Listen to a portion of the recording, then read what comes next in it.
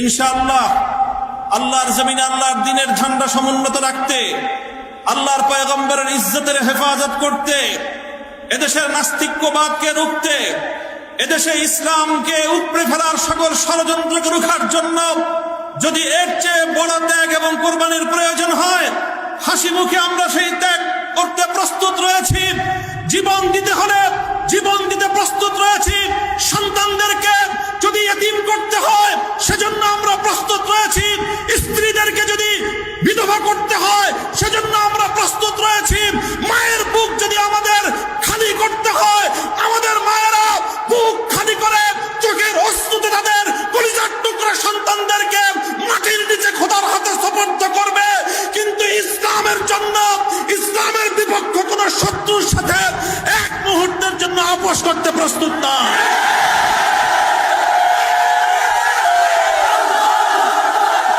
সময় কম, আমার স্পষ্ট পয়গাম, সব অন্যায়ের ক্ষমা রয়েছে, গাদ্দারি আর বিশ্বাসঘাতকতার কোনো ক্ষমা নাই। যারা গাদ্দার এবং বিশ্বাসঘাতক হিসেবে পরিচিত হবে, প্রমাণিত হবে, আগামী দিনে তাওহীদি জনতা তাদেরকে ঠাঁই দেবেন না ইনশাআল্লাহ। ওলামায়ে কেরাম, হেফাজত নেতৃবৃন্দ যেভাবে শপথে বলিয়ান হলেন, যারা আমাদেরকে এভাবে সমর্থন যোগাচ্ছেন, আপনারা তো সমর্থন যোগাচ্ছেন, কিন্তু আপনারা কি কথাটা টের পান যে আপনাদের এই অভূতপূর্ব সমর্থনের কারণে রাষ্ট্রযন্ত্রের পক্ষ থেকে আমাদের উপর চাপটা কিন্তু আরো বেশি বেড়ে যায়। এই যে আজকে আমাদের উপরে এই অকথ্য নির্যাতন, এই যে লাঞ্ছনা, এই যে গঞ্জনা আমাদের উপর, কারণ এদেশের মানুষ আমাদেরকে ভালোবাসে, কারণ আমরা যেখানে যাই মানুষ আমাদের প্রতি আবেগ এবং উচ্ছ্বাস প্রকাশ করে। এখন আপনারা যদি আবেগ আর উচ্ছ্বাস প্রকাশ করে ঘরে গিয়ে বসে থাকেন চুপ করে, তাহলে আমাদের উপর কিন্তু চাপটা, জুলুমের স্টিম রোলারটা আমাদেরকে কিন্তু নিষ্পেষণ করে দিবে। তখন আপনাদের আবেগ প্রকাশ করার কিন্তু আর কোনো জায়গা অবশিষ্ট থাকবে না।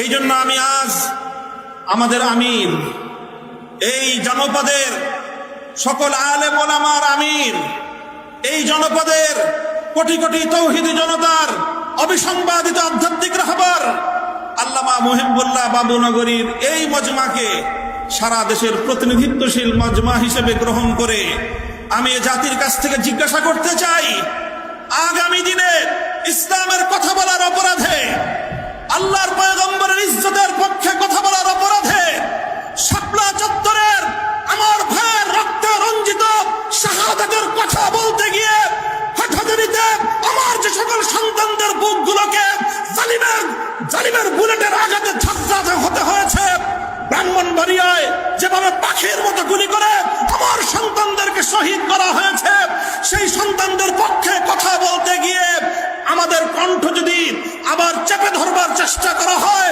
তাহলে আপনারা রাজপথে তার মোকাবেলা করবার জন্য প্রস্তুত থাকবেন কিনা?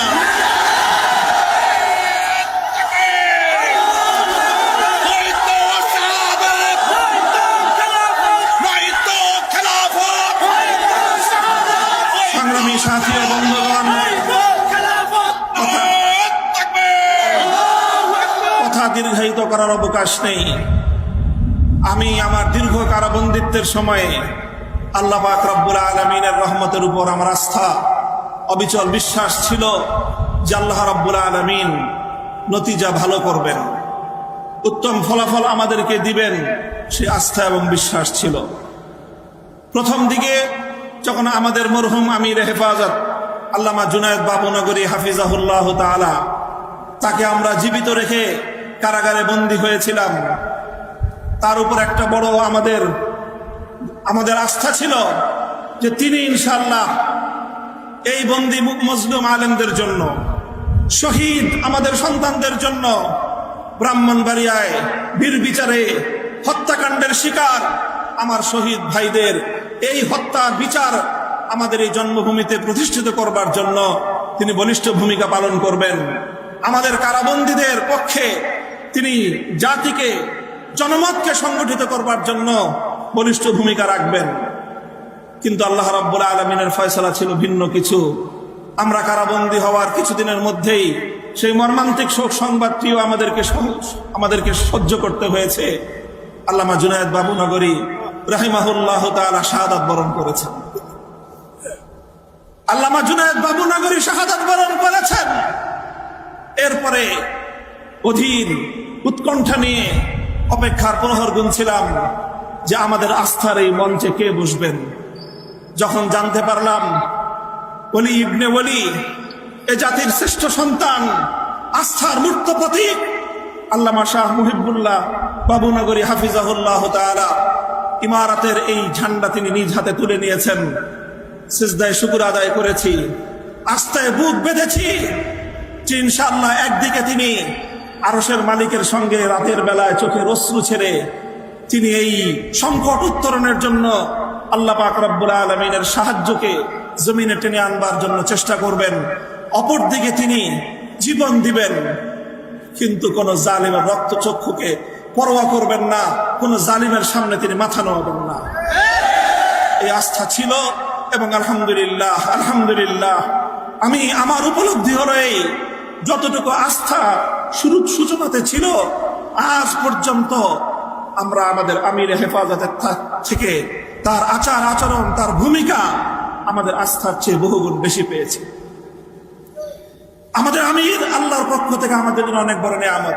ইনশাআল্লাহ আমির হেফাজতের হাতকে যদি আমরা এভাবে শক্তিশালী রাখতে পারি, এদেশে আমাদেরকে জুলুম করতে পারবে, আমাদেরকে গুলি করে হত্যা করতে পারবে, কারাগারগুলোকে আমাদেরকে দিয়ে ভরপুর করতে পারবে। বাংলাদেশে কারাগারের সর্বমোট আসন হলো 70,000। কয় হাজার? আমরা শাপলা চত্বরে গিয়েছিলাম, কমপক্ষে হলো 20 থেকে 25 লক্ষ। 70,000 হেফাজতের কর্মীরা কারাবন্দী হবে, কিন্তু জালেমের সামনে মাথা নোয়াবে না। এই দেশের 1 ইঞ্চি মাটি নাস্তিক্যবাদ এবং ইসলাম বিদ্বেষের জন্য কারো হাতে ইজারা দেবে না ইনশাআল্লাহ। আল্লাহ পাক আমাদের সকলকে তৌফিক দান করুন, কবুল করুন। আমাদের আমির হেফাজত সহ আকাবিরিনদেরকে আল্লাহ পাক দীর্ঘ নেক হায়াত দান করুন। ওয়া আখিরু দাওয়ানা আলহামদুলিল্লাহি রাব্বিল আলামিন। আসসালামু আলাইকুম ওয়া রাহমাতুল্লাহ।